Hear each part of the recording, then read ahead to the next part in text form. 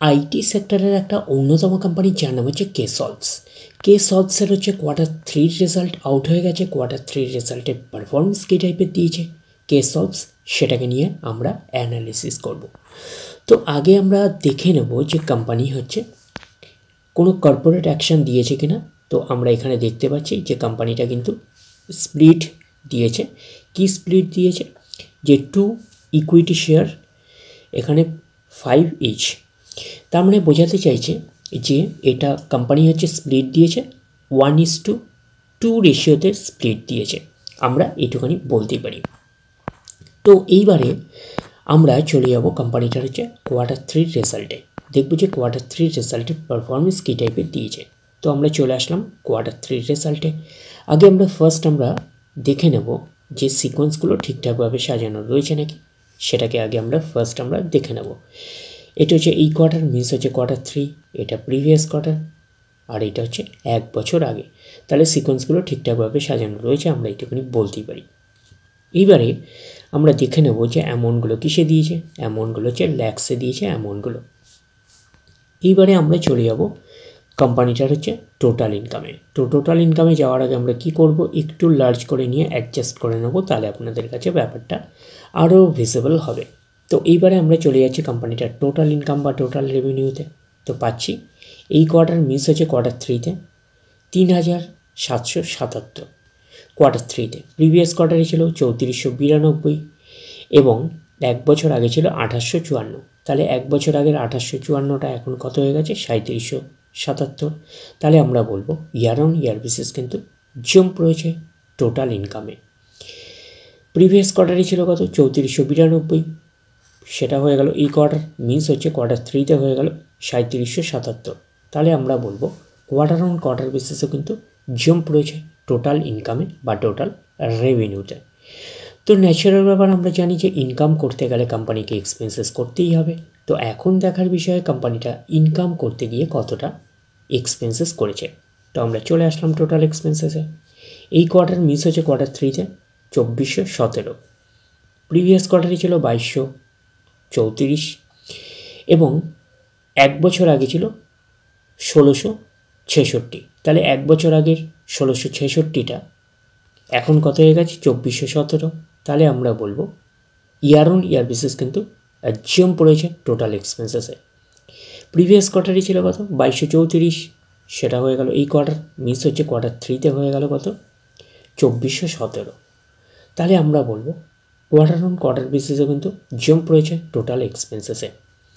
তো এইবারে আমরা বের করব কি, এইবারে আমরা বের করব অপারেটিং প্রফিট। কী করে বের করব?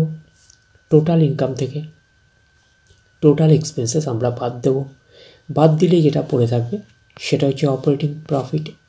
টোটাল ইনকাম পেয়ে গেছি, টোটাল এক্সপেন্সেস পেয়ে গেছি, টোটাল ইনকাম থেকে টোটাল এক্সপেন্সেস বাদ দিলে পড়ে থাকছে অপারেটিং প্রফিট। অর্থাৎ আপনারা বলতে পারেন profit before exceptional item and tax, এটাকে আপনারা বলতে পারেন। তো পাচ্ছি কি এই কোয়ার্টার মিস হচ্ছে কোয়ার্টার 3তে কত আছে 1360, প্রিভিয়াস কোয়ার্টারে ছিল কত 1258 এবং 1 বছর আগে ছিল 1188। তাহলে 1 বছর আগের 1188টা এখন কত হয়ে গেছে 1360। তাহলে আমরা বলবো ইয়ার অন ইয়ার বেসিস কিন্তু জাম্প রয়েছে অপারেটিং প্রফিটে। প্রিভিয়াস কোয়ার্টারে ছিল কত 1258, সেটা হয়ে গেল এই কোয়ার্টার, মিস হচ্ছে কোয়ার্টার 3তে হয়ে গেল 1360। তাহলে আমরা বলবো কোয়ার্টার অন কোয়ার্টার বেসিসে কিন্তু জাম্প রয়েছে অপারেটিং প্রফিটে।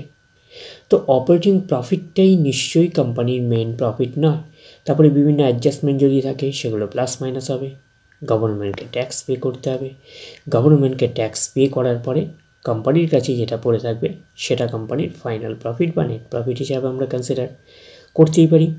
তাহলে আমরা পাচ্ছি প্রফিট ফর দ্য পিরিয়ড, এটাকে আমরা নেট প্রফিট বলতে পারি, এটাকে আমরা ফাইনাল প্রফিট বলতে পারি। এই কোয়ার্টার মিস হচ্ছে কোয়ার্টার 3তে 1031, প্রিভিয়াস কোয়ার্টারে ছিল 919, 1 বছর আগে ছিল 893। তাহলে 1 বছর আগের 893টা এখন কত হয়ে গেছে 1031। তাহলে আমরা বলবো ইয়ার অন ইয়ার বেসিস কিন্তু জাম্প রয়েছে নেট প্রফিটে। প্রিভিয়াস কোয়ার্টারে ছিল কত 919, সেটা হয়ে গেল এই কোয়ার্টার, মিস হচ্ছে কোয়ার্টার 3তে হয়ে গেল 1031। তাহলে আমরা বলবো কোয়ার্টার অন কোয়ার্টার বেসিসে কিন্তু জাম্প রয়েছে নেট প্রফিটে। তো এইবারে আমরা চলে যাব কোম্পানিটার হচ্ছে ইপিএসে অর্থাৎ আর্নিং পার শেয়ারে। তো চলে আসলাম ইপিএসে অর্থাৎ আর্নিং পার শেয়ারে।